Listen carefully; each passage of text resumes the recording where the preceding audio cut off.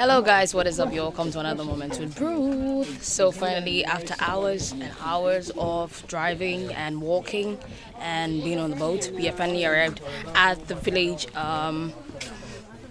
that is on water, right? So yeah, enjoy everything that comes with. Nzulezu. Nzulezu means surface of water, right? And they speak in Zima. They have a school. They live like a family basically. So if you're new to this channel, do not forget to subscribe. And thank you so much for watching. Like, share, and watch out for all the other good stuff that this channel has to offer. And the river is called Nzulezu. Nzulezu means community water. And the village is called Nzulezu. Nzule means water. And Zu means on top of water. And at the age of 4 years, living on the village, know how to swim, know how to paddle their own canoe.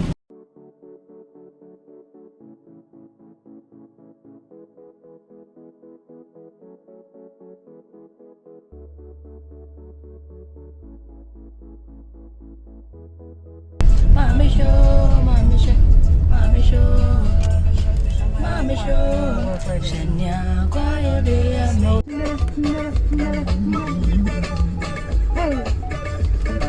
It's sticking right in my bag.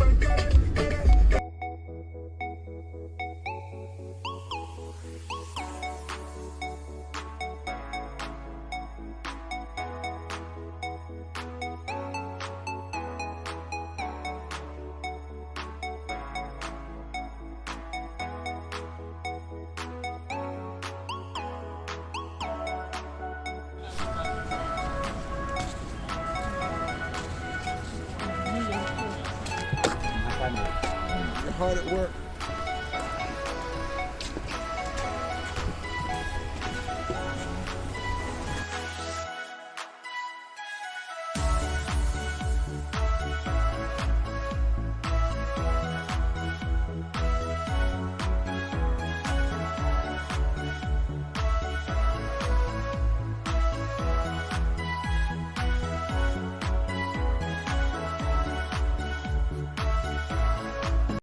Hi Melissa, how are you doing?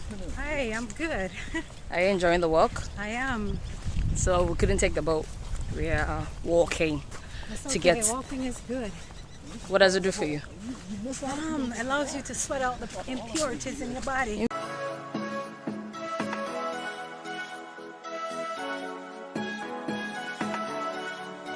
Guys, so after a long walk, we are here to pick the boat to the village. Because it's the dry season, we have to walk, or we had to walk. So yeah, here we are. Okay.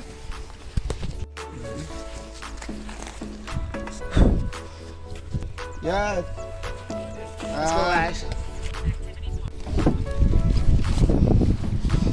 Okay, I'm understand.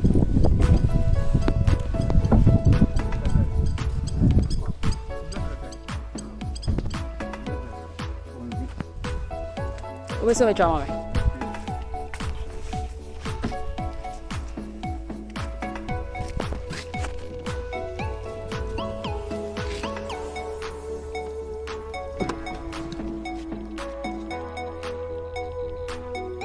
It's very difficult for the tourists to get to the village, so they create this area for them to pass since 2002.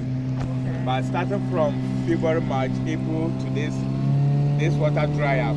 And sometimes you have to use the car. You have to drive about 15 minutes on the car, and you'll be on the boat for 5 minutes. But now we'll be on this one for 20 minutes to get to the village. Okay. And this water is not deep.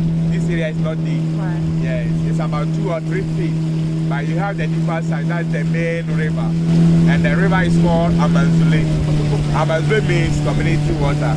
And the village is called Nzulezu. Nzule means water. And Zu means on top of water.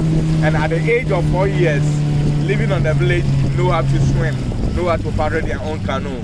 Because they have a school starting from primary to primary 6. If you want to go to the junior high, every day take your boat to paddle to this side. After school, you paddle to go back home.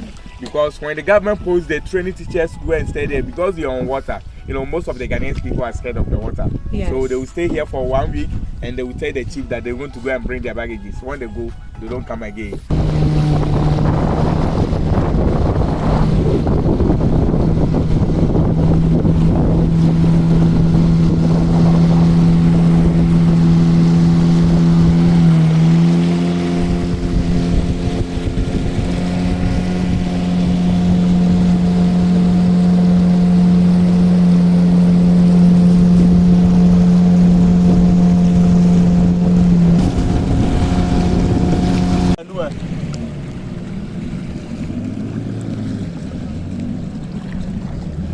Hello.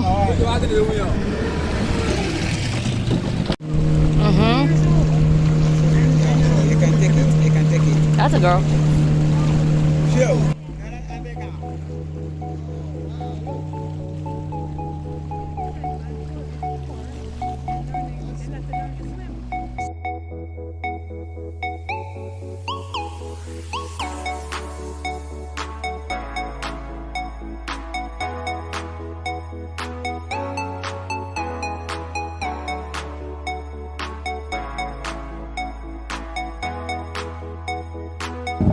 On this river, Monday and Thursday, no fishing on the river.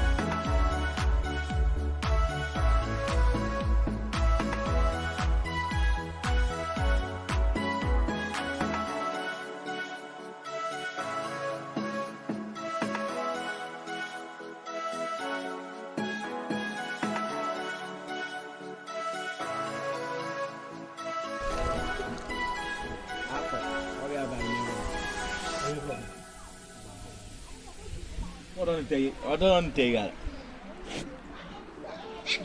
Where are we? Yeah?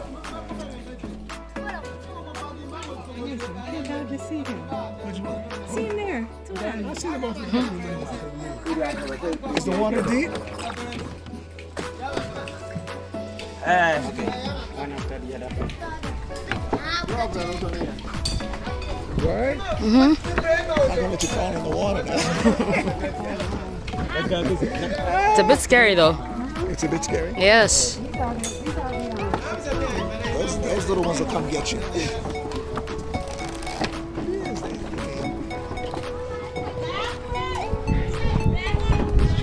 No fear.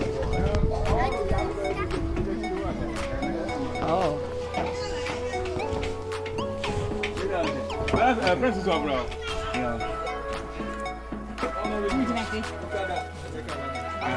Even over here, the Catholic Church people come, right? This is the one family here. Every is a one family. This is the main street. Okay, it's the main street. Yeah. But within the dry season, like this area, go to the school with a dry out, and this is water. But you have the three church here. You have the Roman Catholic church. Look, he's making fish baskets, right? Video. I never heard it. I mean,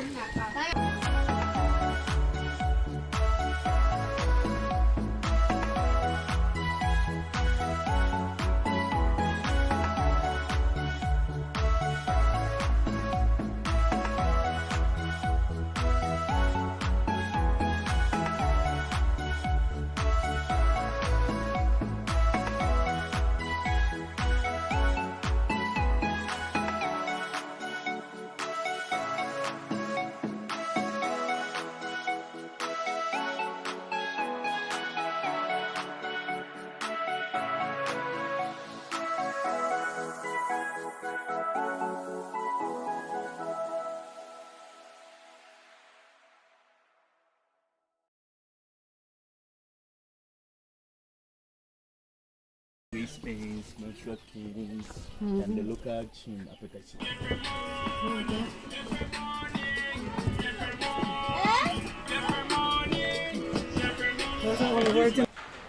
We have a history concerning Nzulezu village. So first of all, I will start the history. And when I finish, if maybe questions you can ask me. It was started 14th to 15th century. Our forefathers, they were then living in Mali, peacefully in a land called Timbuktu. The land was blessed with gold and other natural resources which make our forefathers rich and also famous in their way. So one day the Senegalese called the Mendes, they came to do business with our forefathers in Mali.